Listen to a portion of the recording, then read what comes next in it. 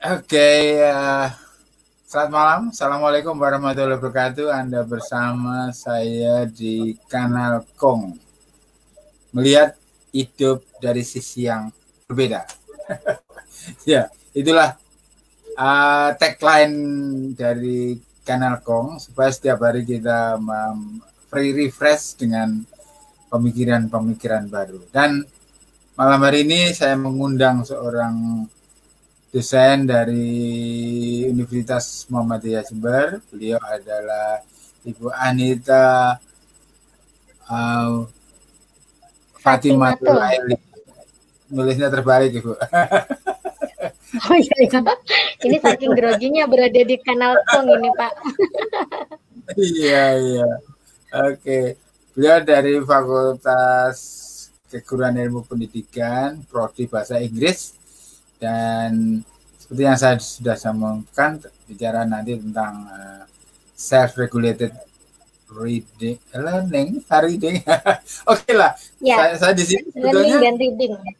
learning dan reading ya. Saya sebetulnya di sini hanya sebagai pembelajar saja. Jadi di usia yang sudah senja seperti ini, saya tidak ingin berhenti belajar. Oleh karena itu, maka saya mengundang tamu-tamu untuk mengajar saya. Enak Inspiratif juga ya. sekali, Pak. Jadi kalau saya belajar ke kampus kan, saya harus ini apa ya banyak hal. Tapi dengan mengundang dosen ke sini, itu belajar juga. Baik Bu Anita, saya bilang begini ke teman-teman, judulnya boleh serem, tapi percakapannya gandem gitu. Ada yang nanya, gandem itu apa? Gandem itu apa, Pak?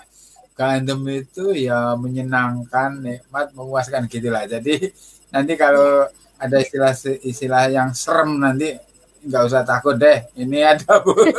Sudah kita akan bicara dari konteks yang bisa dicerna oleh semua orang karena ya ini masalah yang sudah kita tahu sebetulnya, cuman kita ingin refresh lagi gimana sesuai dengan konteks kekinian.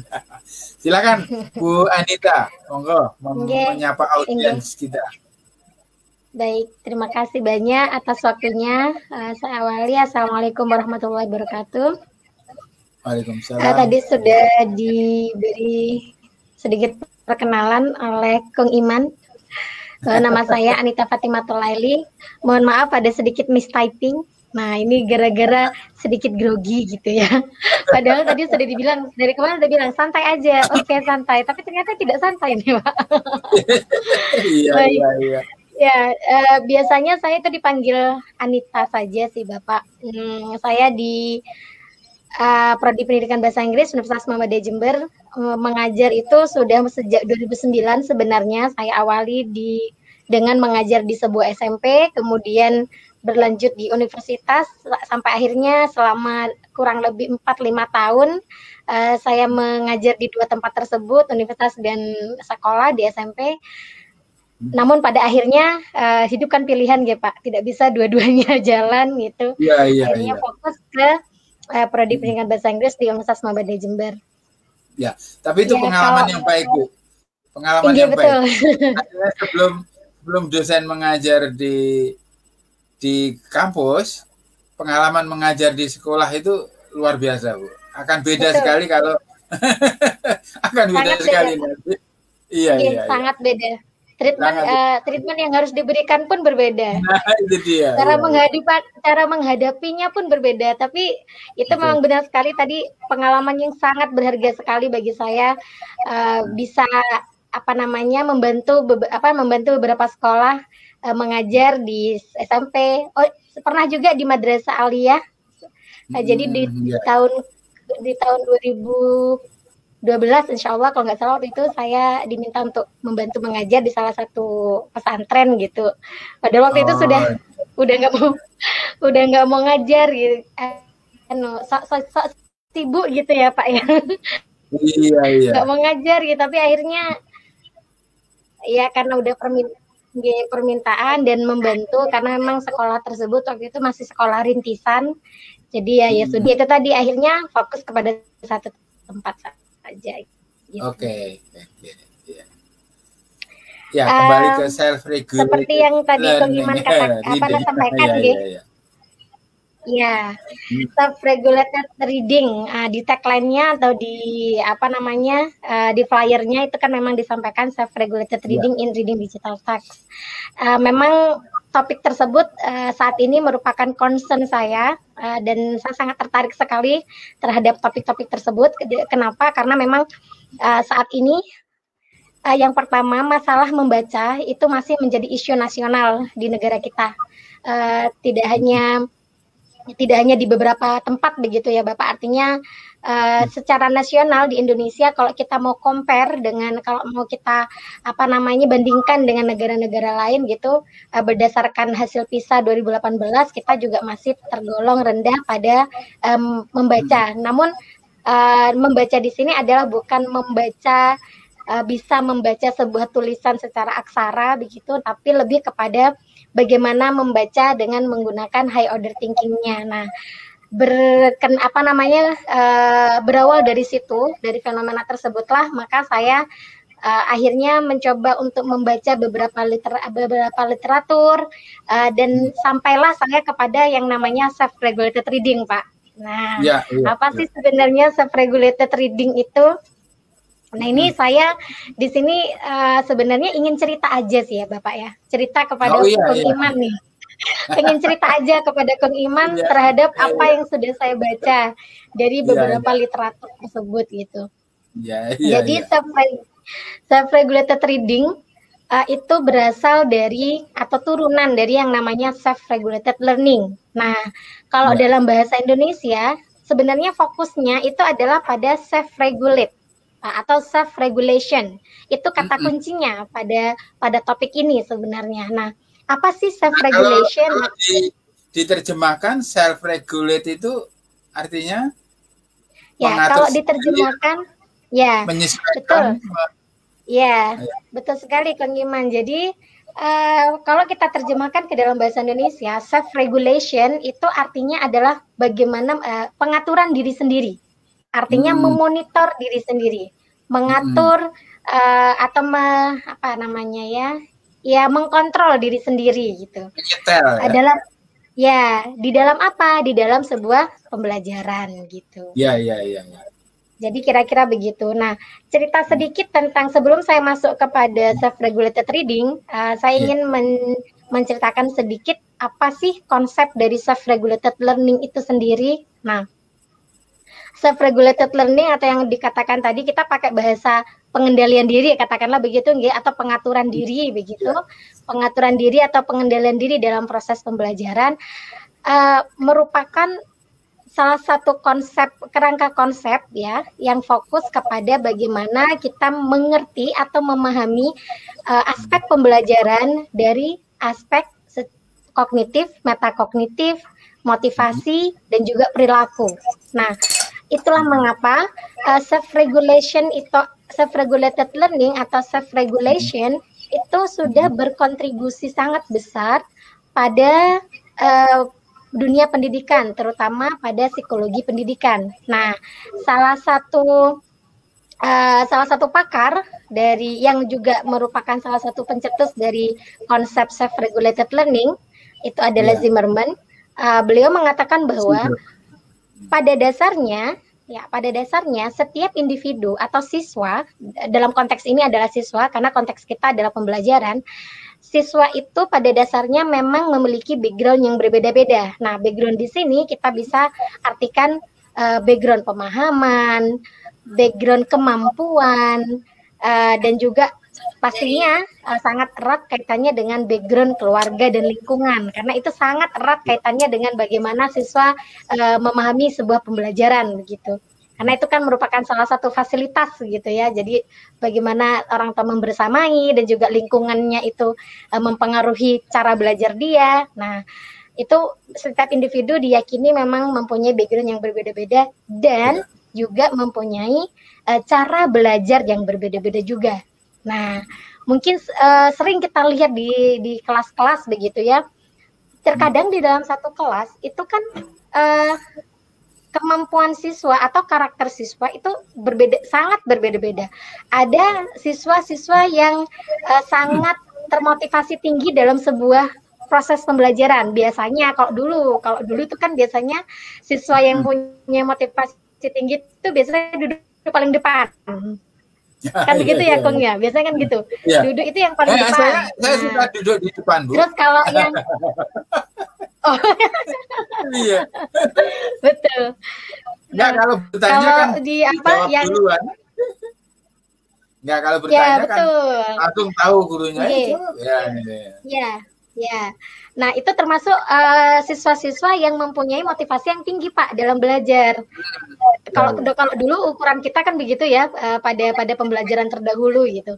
Kalau yang siswa yang tengah, artinya siswa yang main aman, biasanya ada di deretan bangku kedua, ketiga, itu kan main aman. Nah, ada juga siswa yang paling belakang, deretan bangku 2 atau ketiga, dari belakang biasanya itu yang ya udahlah pokok absen gitu ya kadang. Betul. Kadang pokok absen, pokok datang, dan artinya mereka tidak mempunyai semacam tujuan. Apa sih tujuannya ke sekolah, tujuannya ke kelas, di dalam kelas mendengarkan guru, materi, tujuannya apa? Itu mereka kan ada kalanya tidak punya tujuan tersebut. Nah, menurut Zimmerman ini model-model yang seperti itu sangat dipengaruhi oleh yang namanya self-regulation atau pengendalian diri itu sendiri, yang mana self-regulation ini erat kaitannya atau termasuk pada di dalamnya itu adalah tujuan bagaimana seseorang menentukan tujuan pembelajarannya dia sendiri. Jadi masuk ke dalam kelas itu dia mempunyai tujuan apa, kemudian bagaimana dia mengatur waktunya dalam belajar, juga bagaimana dia melakukan evaluasi diri dalam proses pembelajaran yang sudah dia lakukan, lalu seberapa tinggi dia termotivasi, mempunyai inner motivation gitu ya, mempunyai motivasi diri untuk menyelesaikan sebuah tugas. Nah, kadang-kadang kan ada kalanya anak-anak ya baik itu di jenjang SD, SMP maupun di perguruan tinggi, sering kita temukan ada anak-anak yang keinginannya untuk menyelesaikan sebuah tugas tepat waktu itu juga berbeda-beda. Keinginan untuk menyelesaikan tugas dengan tingkat keberhasilan yang sedang, rendah, atau tinggi itu juga berbeda-beda. Karena kan ada kalanya anak yang saya kalau ngerjakan harus benar, karena harus dapat 100, kan gitu.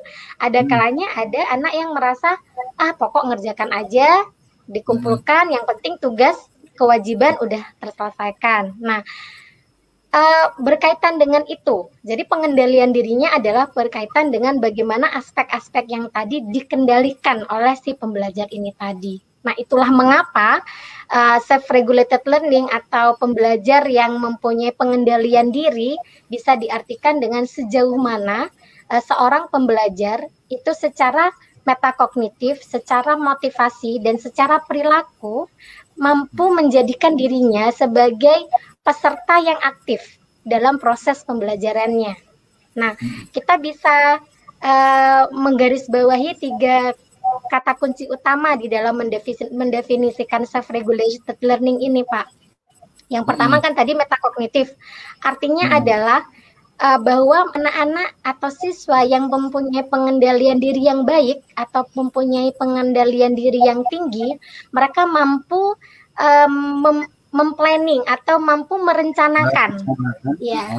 Ya, betul. Jadi mampu membuat rencana dalam proses pembelajarannya. Jadi sebelum dia datang ke kelas, dia udah punya rencana.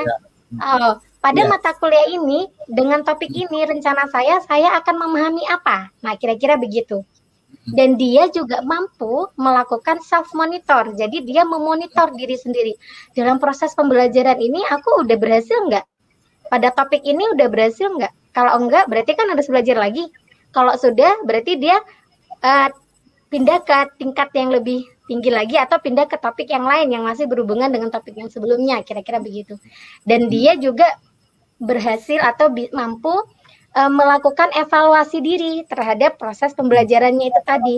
Nah, sedangkan pada aspek motivasi yang dimaksud adalah siswa yang mempunyai pengendalian diri yang baik atau self-regulated learner, dia mempunyai keyakinan yang tinggi atau kepercayaan atas kemampuan dirinya sendiri. Nah, ini yang mungkin sangat perlu kita kembangkan. Memang pengembangan karakter di dunia pendidikan kan juga arahnya ke sana, bahwa siswa harus memiliki keyakinan diri bahwa dirinya mempunyai kemampuan, mempunyai kompetensi yang baik, tinggal diasah. Karena secara alamiah atau secara fitrahnya setiap manusia itu kan mempunyai kemampuan. Allah sudah memberikan kemampuannya, tinggal bagaimana kita mengasahnya. Nah, itu motivasi berkaitan dengan seperti itu, dan juga bagaimana dirinya mampu menjadi pembelajar yang mandiri. Nah, dia tahu kapan harus minta minta bantuan, kapan dia harus bekerja sendiri. Karena kadang-kadang sering sekali kita temukan bahwa siswa itu sangat bergantung kepada contoh orang tua, sangat bergantung kepada orang tua dalam menyelesaikan sebuah tugas misalkan, atau sangat bergantung kepada orang tua dalam proses pembelajaran, atau sangat bergantung kepada orang tua dalam konteks kelas sangat bergantung kepada gurunya.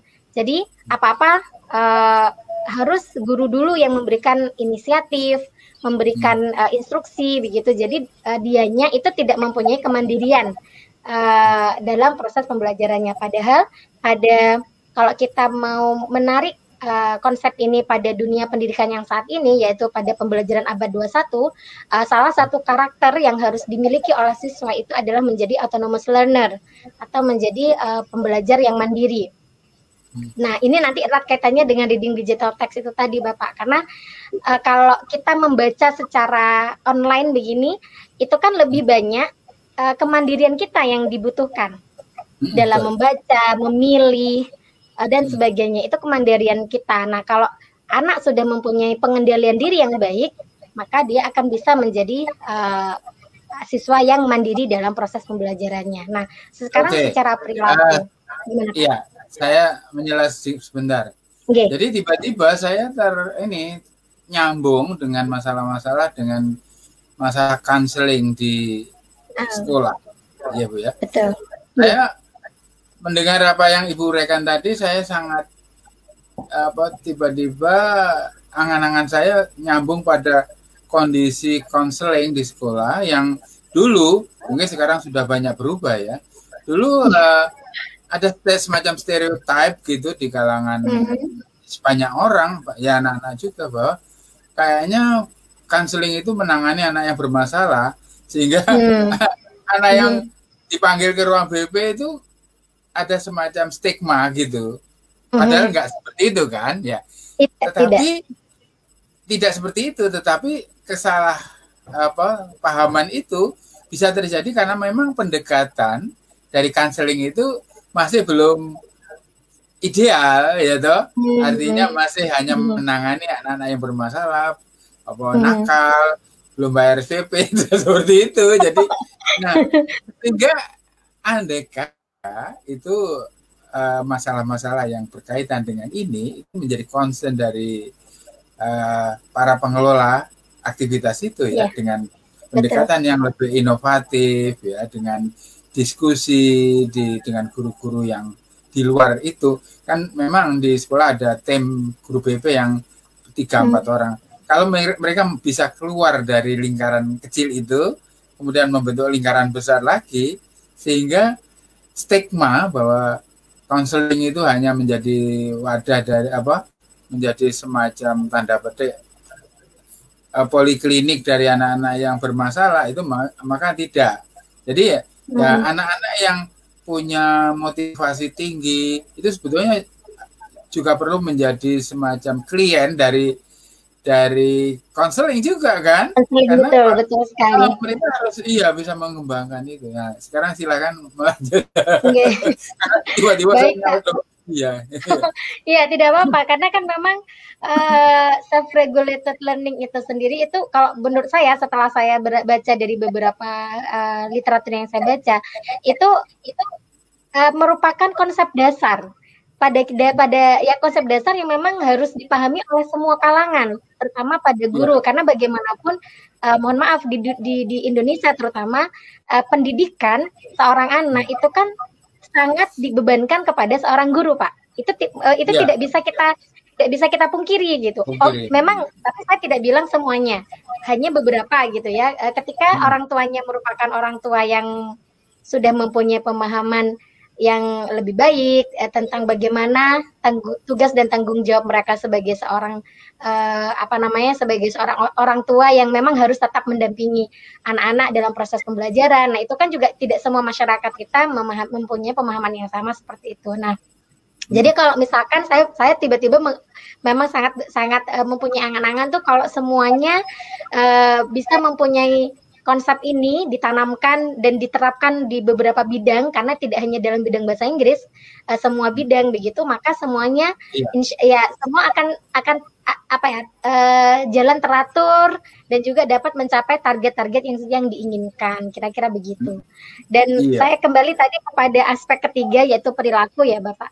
Nah, bahwa pada aspek perilaku ini, jadi siswa yang mempunyai pengendalian diri yang baik, mereka mampu menciptakan lingkungan belajar mereka sendiri yang ideal, yang menurut mereka lingkungan ini yang mereka ciptakan sendiri membuat mereka meningkatkan pembelajarannya. Nah, hal seperti ini kadang-kadang kan tidak disadari oleh kita sebagai pembelajar, bahwa cara kita boleh tidak sama dengan orang lain. Contoh misalkan saya akan fokus jika saya mendengarkan musik. Ada orang lain yang merasa saya tidak fokus kalau banyak suara. Nah, itu contoh-contoh kecil yang merupakan bagian dari pengendalian diri dalam proses pembelajaran. Itu memang sangat kecil dan rasanya tidak ada hubungan signifikan dengan bagaimana mereka menyelesaikan tugas-tugas, bagaimana mereka mencapai skor-skor yang diinginkan gitu dalam proses pembelajaran. Tetapi ini merupakan sebuah bagian dari semua proses secara psikologis, bagian dari semua proses yang harus mereka sadari. Bahwa kesuksesan saya dalam belajar ini, saya akan seperti ini, harus begini dan seperti ini, karena itu sesuai dengan apa yang saya dengan karakter saya atau dengan situasi saya, misalkan begitu. Karena kadang-kadang hal-hal yang seperti ini tidak disadari gitu. Nah, saya punya ini Bu, ada kasus kasus ya. Ini kasus anak saya yang bungsu. Anak saya yang bungsu ini dulu saya masukkan di sekolah SMP ya, itu saya carikan yang memang tidak terlalu tinggi tuntutannya, supaya saya khawatir nanti kalau dia tertinggi dia menjadi tidak bisa optimal gitu dengan masuk karena IP-nya pas-pasan, katakan begitu ya. Dengan masuk di sini dia ternyata bisa bagus karena selisih prestasi dengan yang tinggi dengan rendah itu ya rata begitu. Nah, dia nampaknya lebihan pada matematik toh. Kemudian saya ikuti saja dari cerita-cerita dia, kalau waktu pelajaran matematik ketika guru menerangkan ya, dia sedang berpikir berbeda dengan membuat rumus sendiri. Jadi ini pembacaannya begini, menurutkan dia diam-diam itu membuat rumus sendiri, sehingga gurunya dia sudah selesai dengan rumusnya dia itu. Nah itu. Betul. Tapi ternyata kemudian memang ya nampak. Jadi prestasinya itu nampak. Akhirnya dia masuk di ITS ya, di IT. Dia bisa selesai dalam waktu yang cepat dan nilai tertinggi. Dan cum laude gitu ya. Jadi benar. Nah, dia sempat juga menjadi ambasador Bu, dari Microsoft Bu. Itu modal saya hanya ini komputer bekas yang waktu itu masih XT ya. Dia waktu masih SD itu saya belikan komputer bekas XT. Terus saya belikan DOS 5. Saya lepaskan begitu aja, dia baca sendiri. Nah, itu dia. Jadi saya membaca itu tadi bahwa anak ternyata mempunyai ritme sendiri ya. ritme sendiri, sendiri di dalam belajar itu, walaupun dari kelas itu secara klasikal dibimbing guru, tetapi ketika dia punya kompetensi tersendiri, dia bisa berjalan sendiri. Itu. Iya, betul Pak. Nah, saya langsung masuk kepada kaitannya membaca Pak. Nah, tadi memang benar katanya Pak Iman, itu tadi salah satu contoh ya Bapak, salah satu contoh bagaimana seseorang itu sudah mengetahui, sudah mengendalikan dirinya bahwa saya taunya begini. Katakanlah banyak strategi yang sudah diberikan oleh guru, cara-cara yang diberikan oleh guru.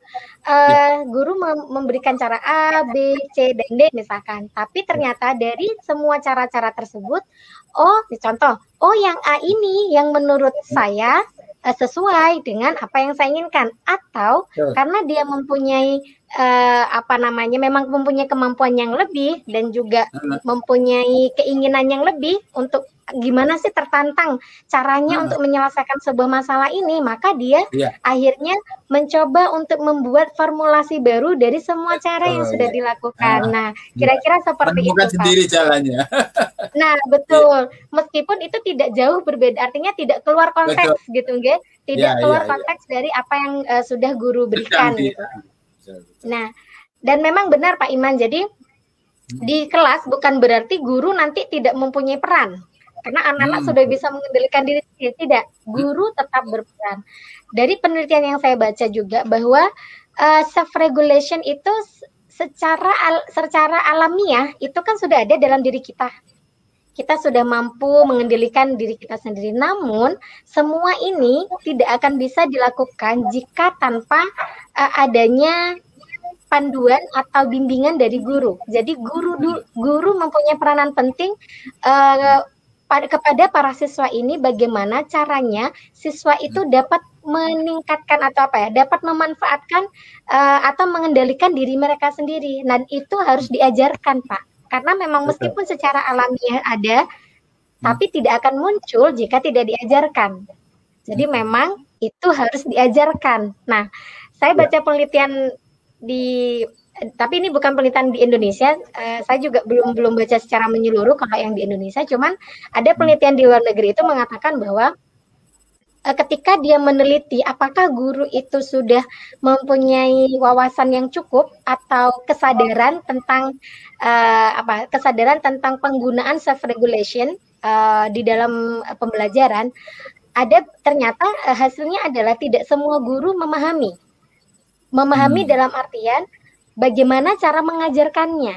Nah, cara mengajarkannya ini tadi ya ada sendiri caranya gitu, disesuaikan dengan konteks pembelajarannya, nggih. Nah, kalau dalam topik saya itu kan tentang reading. Nah, bagaimana kok self regulation itu sangat erat kaitannya dengan reading?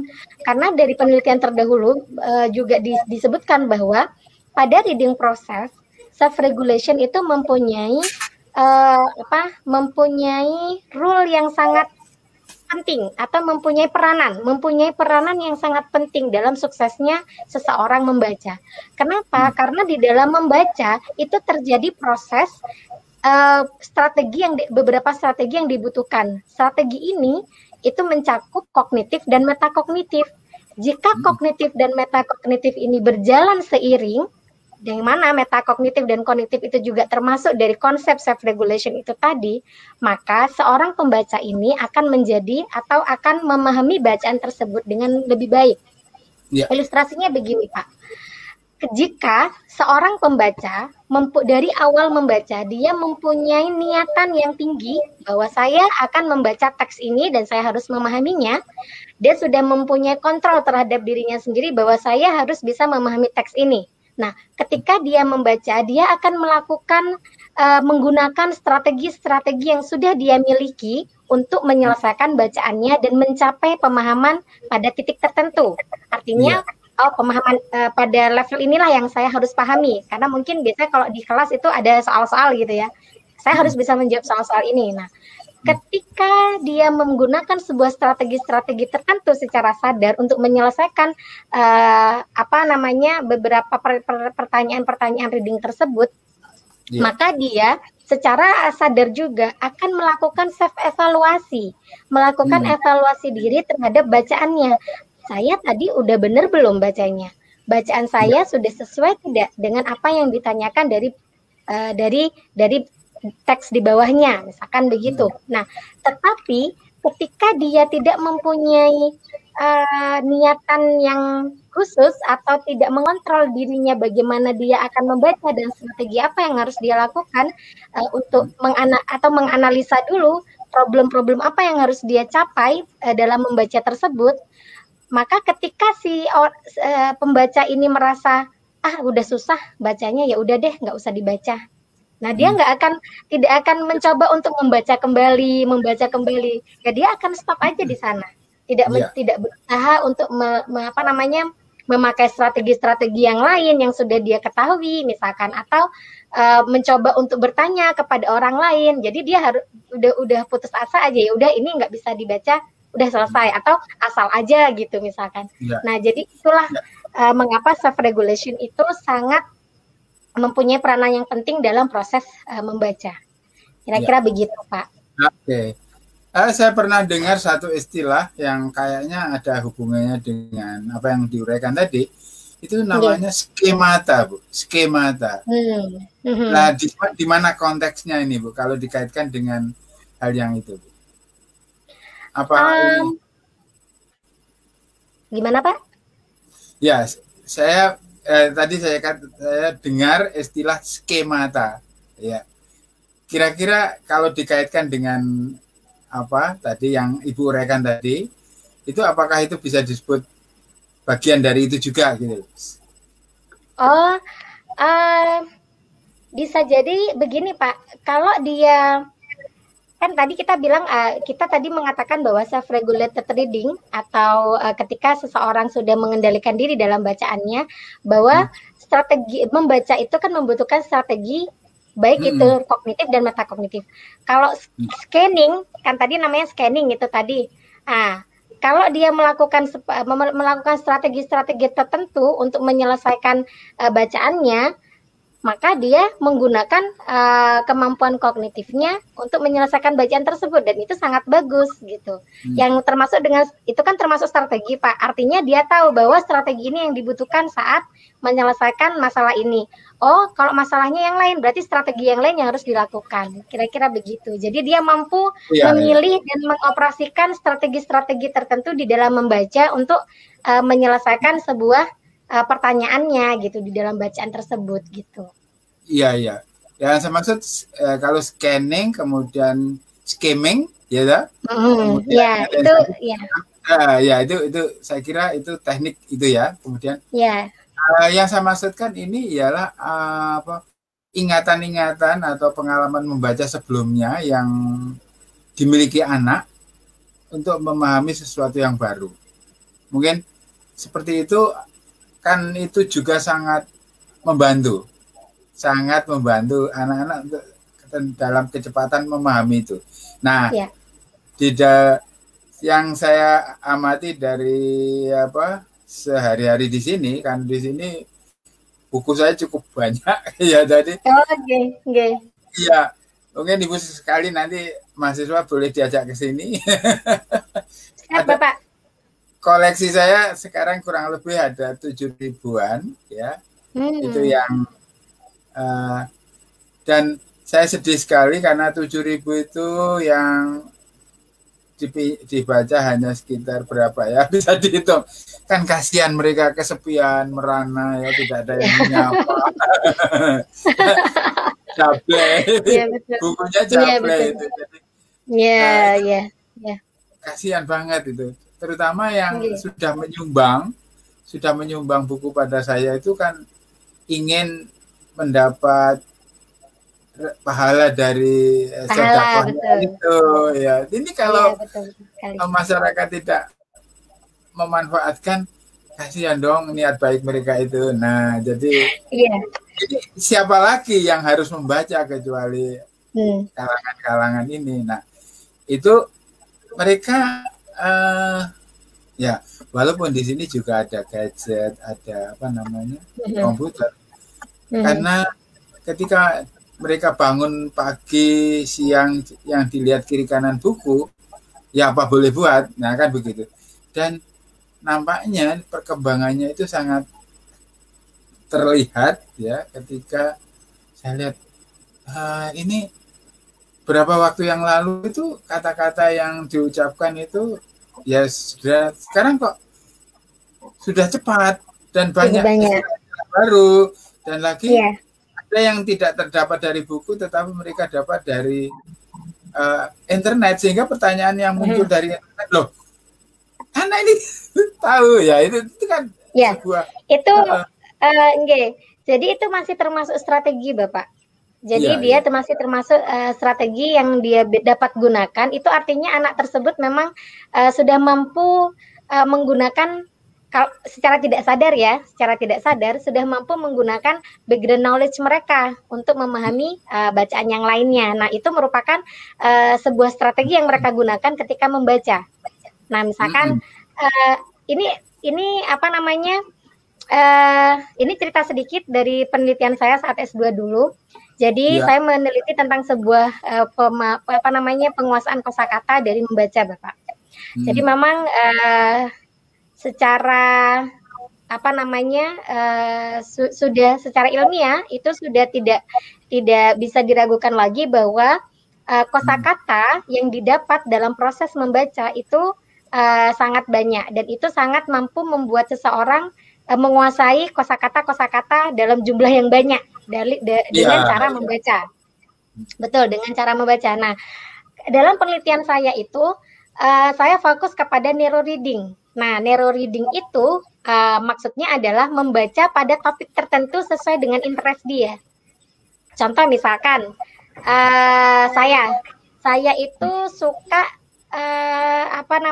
saya suka novel atau saya suka nonton film gitu yang bergenre yang bergenre history gitu ya. Jadi sejarah-sejarah gitu tuh saya suka. Kalau saya pernah baca novel Majapahit berseri miliknya teman saya, iseng ke rumahnya kok ada novel itu gitu. Jadi saya baca berseri. Dan itu memang akhirnya membuat saya memahami kosakata dan kosakata yang berhubungan dengan kerajaan-kerajaan yang mungkin kalau saya bicara kepada orang lain yang tidak terlalu suka dengan yang namanya historical sebuah kerajaan gitu, mereka juga nggak akan paham apa itu. Gitu.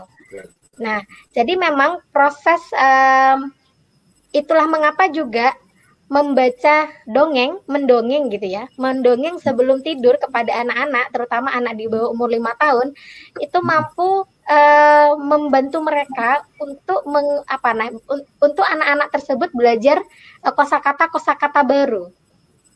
Nah, itulah mengapa kan dongeng sebelum tidur itu sangat gencar gitu ya Pak bagi anak-anak usia dini terutama di bawah 5 tahun karena dengan begitu mereka kosakata mereka lebih banyak. Jadi emang dengan bacaan Pak untuk mendapatkan kosakata lebih banyak itu dengan bacaan. Kalau tadi cucunya Pak Iman tiba-tiba loh kok tahu? Nah mungkin karena memang dapatnya yang pertama dia ingat dan dia interest, dia suka dengan topik tersebut mungkin akhirnya kan dia akan ingat. Nah ketika dia ingat tiba-tiba bertemu dengan topik yang lain meskipun itu moodnya berbeda, artinya yang satunya printed tertulis di print gitu ya, printed text, yang satunya kan digital text, kira-kira begitu. Iya. Tapi saya mau mengapresiasi Pak Iman ini. Apa itu? Di dunia yang serba digital seperti ini, Pak, Bapak masih mempertahankan koleksi buku yang sekian banyak dengan menawarkan koleksi tersebut kepada anak-anak untuk dibaca, itu sangat membanggakan sekali, Pak. Sangat membanggakan sekali. Karena memang sekarang ini berdasarkan literatur yang saya baca juga memang sudah terjadi pergeseran, Pak. Jadi sudah terjadi pergeseran membaca dari printed text atau buku teks gitu ke digital text. Nah, itulah mengapa di dalam penelitian saya ini saya fokus kepada digital text karena memang saat ini ya itu tadi benar kata Pak Iman, kita tidak bisa mengelak semua informasi-informasi atau sumber-sumber bacaan yang ada di internet karena mereka sangat rich ya, sangat banyak dan kaya akan informasi dan itu serba cepat gitu.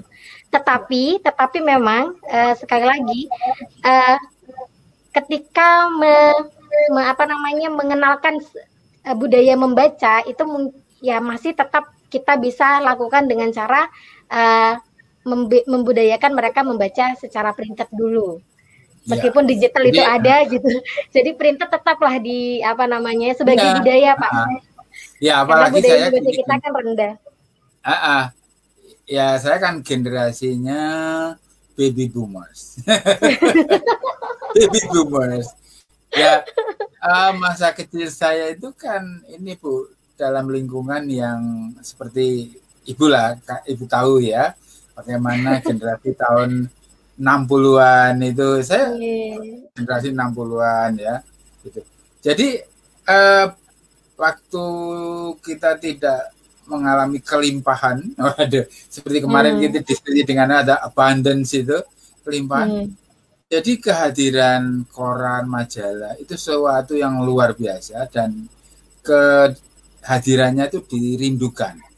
Jadi kalau majalah itu yang terbit 1 bulan sekali, kemudian ada yang mingguan itu, kita menunggunya itu dengan penuh kerinduan, Bu. Dan ketika itu datang dalam kondisi yang masih fresh gitu, Bu, baunya saja harum, Bu. Jadi kalau saya mengambil koran baru dari ekspedisi, ayah saya kan agen koran. Jadi saya punya tugas membuka koran-koran itu masih hangat, harum, itu suatu hal yang memberi sensasi yang luar biasa. Luar biasa. Nah, iya, belum lagi bacaan-bacaan yang ada di situ, kita belum terkontaminasi dengan cerita-cerita populer yang itu ya. Kemudian ilustrasi yang masih kayak seperti itu. Ini ya sesuatu yang memang terbatas jumlahnya, itu lalu nilainya kan tinggi. Seperti waktu kita masih kecil itu makan ayam goreng itu kemewahan. Kan gitu. Kalau sekarang di mana-mana ada sudah, Pak. Di mana-mana ada ya rasanya. Tapi kenikmatan itu kan masih terkenang ya. Nah, lalu ini sekalian dengan ingin saya nambah sedikit tentang dongeng sebelum tidur ya. Iya. Dongeng sebelum tidur tadi itu bagi saya itu merupakan satu membangun dunia kedua. Jadi membangun alam lain di bawah sadar kita yang satu saat ketika itu sudah menjadi bagian, itu kita panggil, itu menjadi solusi. Misalnya begini, ketika kita sedang tiba-tiba ketika angan-angan kita kembali terlempar ke masa lalu, itu kan kita mengalami suatu hal yang luar biasa gitu lah. Entah itu inspirasi, entah berkurangnya stres dan sebagainya. Jadi ya tahu kalau hal-hal yang seperti itu nostalgia itu kadang-kadang kan menjadi solusi kita untuk mengobati apa-apa yang ada di dalam yang kita hadapi itu. Iya, betul sekali. Ya itu kalau saya boleh juga menyampaikan gitu. Jadi memang karena sekarang itu sekali lagi yang saya katakan tadi bahwa sudah terjadi pergeseran membaca, jadi literasi membacanya sudah juga bergeser dari membaca printed text itu tadi ke digital text itu juga sudah berubah. Maka mau tidak mau kita sebagai orang dewasa yang nantinya juga harus membimbing generasi-generasi selanjutnya, itu juga kita harus mampu mengenalkan literasi membaca secara digital ini, apa saja yang harus mereka pertimbangkan dan juga apa saja yang harus mereka menjadi patokan di dalam membaca ataupun mencari informasi di internet. Karena kalau misalkan literasi ini tidak diajarkan atau tidak dikenalkan, yaitu tadi nanti akan terjadi misinformasi gitu. Kadang-kadang informasi-informasi yang dapat yaitu tadi tidak semuanya akurat, tidak semuanya benar. Itulah mengapa tadi kita juga sempat bahas tadi yang namanya hoax gitu kan, kita kadang-kadang mau nggak mau di masyarakat kita itu sangat sangat ini ya Pak ya, sangat meresahkan begitu. Maka dari itu literasi, ya betul sekali. Jadi literasi membaca teks secara digital itu juga sangat penting dikenalkan kepada generasi-generasi muda kita yang sekarang. Ya, dan sebalik ini ngeles-ngelesan. Sebaliknya memang itu tidak terelakkan. Bahkan saya sendiri kalau tidak mengikuti, tidak adaptif pada perkembangan baru, akan mengalami kesulitan seperti misalnya kalau saya sedang ke bandara. Ya. Kemampuan digital literate saya itu masih rendah sehingga sulit mau membeli tiket, ini kan di sana sudah tidak ada komunikasi yang personal, tidak semuanya kan. Jadi kita tidak bisa bertanya setiap saat. Nah, tetapi generasi milenial juga harus sadar bahwa digital itu memberi konsekuensi yang hilang dari dirinya. Misalnya ingin serba cepat, tidak sabaran. Nah, kalau membaca WA itu kan bisa menjengkelkan sekali ketika sudah diterangkan pada di atas, dia tidak mau scrolling, dia tanya lagi. Ini kan ciri-ciri generasi milenial itu, ya. Ini apa loh? Kenapa mau scrolling? Kemudian ada istilah baru, padahal di dalam gadgetnya itu ada kamus. Ini artinya apa? Kenapa dia nggak nge-tab, buka tab baru, ngambil Google Translate gitu ya? Kenapa kok masih tanya? Jadi karakter seperti itu harusnya menyadarkan generasi milenial juga ya, bahwa dia nggak boleh inilah terlalu pede dengan perkembangannya ini, tapi ya sekali-sekali. Dan kenikmatan buku kan tidak bisa tergantikan dengan HP. Karena apa? Buku bisa dilipat, bisa dioret-oret, tidur ya, bisa dioret-oret. Sementara HP-nya itu kalau kehabisan pulsa dan powernya hilang, dia nggak bisa apa-apa lagi. Ya, kalau bukunya masih betul sekali, Pak. Betul sekali. Jadi memang kita harus serba bijak memang dalam menghadapi semua.